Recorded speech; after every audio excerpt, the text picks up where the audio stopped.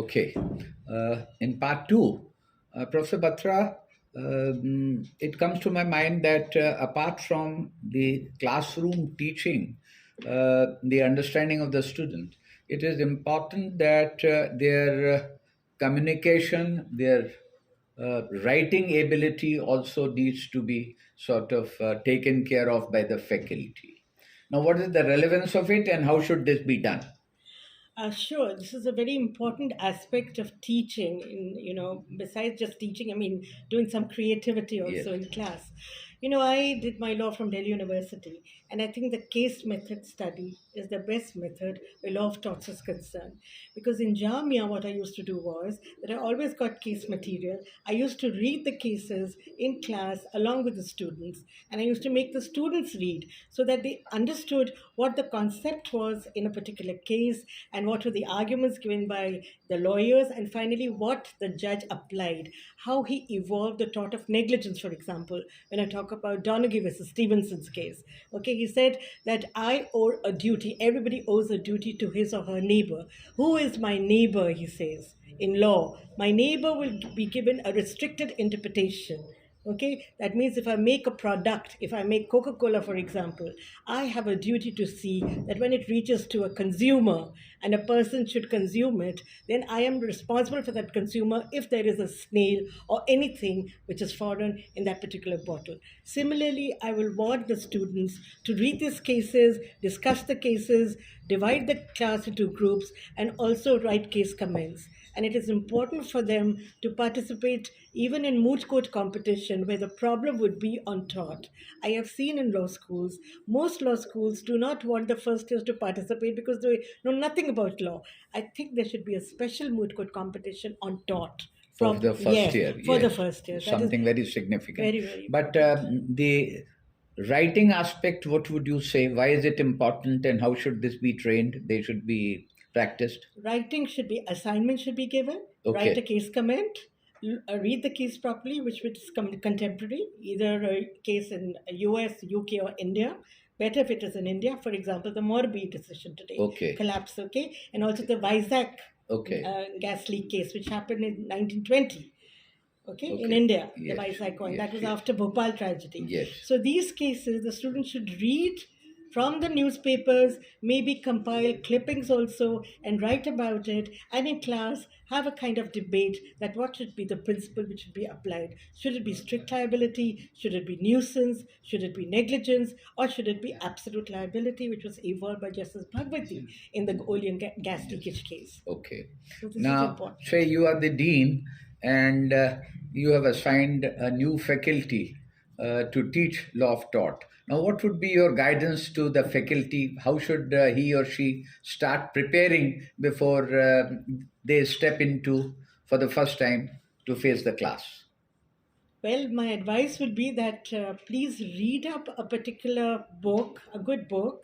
Uh, you could have a book by Winfield Jolowicz or Salmond, or you can have an Indian author also. For example, Bangia is very simple. When we were students, we were told to Yes. study from Bangia. Okay. And Pillai is a good book. Okay. Ratanlal Dhirechar is also good. And to understand what actually tort is. And before starting with tort, I think because it's a first year student or first year student class, they would be knowing nothing about law. So you would have to tell them what actually first law is.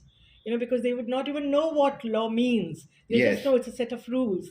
And then by day-to-day examples, spontaneously, when you move out of the house, are you violating any law when you're driving around, on a road? Or are you doing anything where you're defaming a person or shouting at a person or using a false word? For example, in cases that where the Supreme Court has held, or even, not only our English cases where, defaming a person at the workplace is considered a tort, or calling a person that you belong to a particular class of Community or society class, or yes. community, that is also defamation. Yes. So these things, these examples should be given by the teacher. So you need to have a wider perspective about what law does, how we get law, and we have to tell the students because they know nothing about law, especially students coming from school. So when I begin my lecture on law of torts, I first give them a framework of the entire what happens in the Constitution, what is codified law, what is uncodified law, and tort being uncodified, how do we framed, the rules, how our rules frame all that,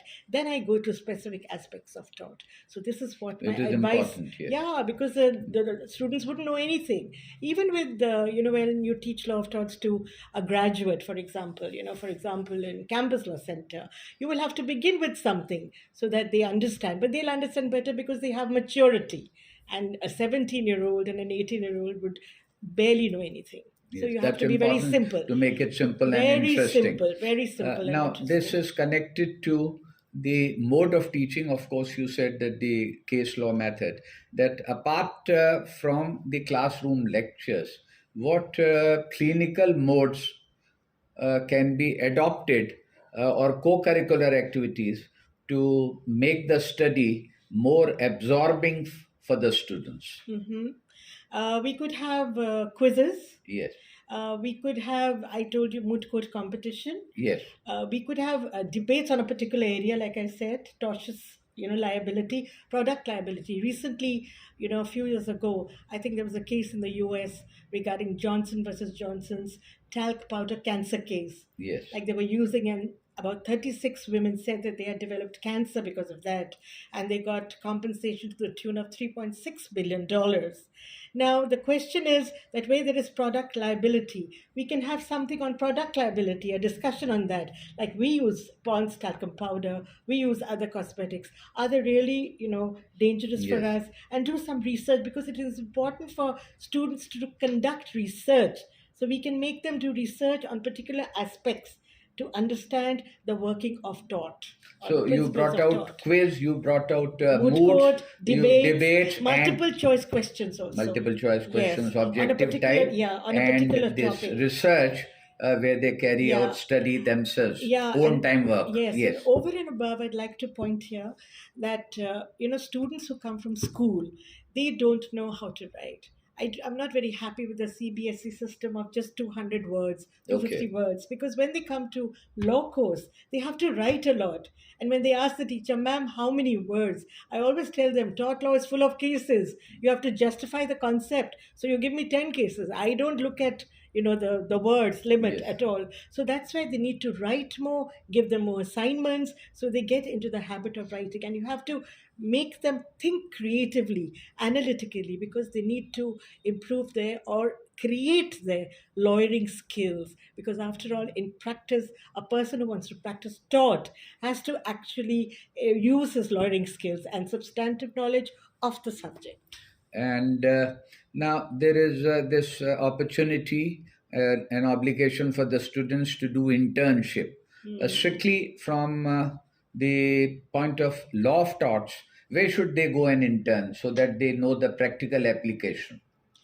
Well, they can intern with firms which are dealing with insurance cases, Okay, firms which are dealing with medical negligence cases, okay, firms which are dealing with personal injury, any kind of personal injury, and firms that are dealing with class actions like the Bhopal tragedy, like the oleum gas leakage case, public interest litigation.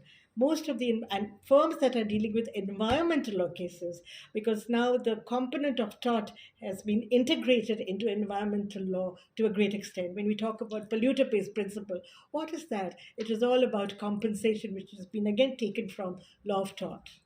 and my last question is that if a student says, why should he or she study law of tort, meaning thereby as to what are the placement or career opportunities for a student who's interested in law of torts?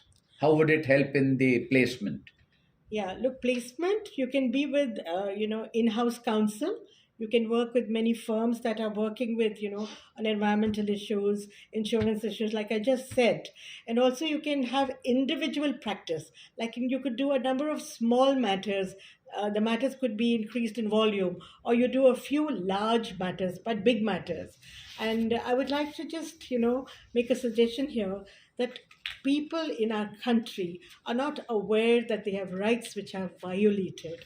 So, this awareness, I think young lawyers must create, and we should have workshops on tort law in different places like firms, because there are a lot of business torts committed now, and we can call them like economic torts, and advice can be given to business houses how to avoid a potential tort being committed against them. So here, a student can actually intern and be of great help to them.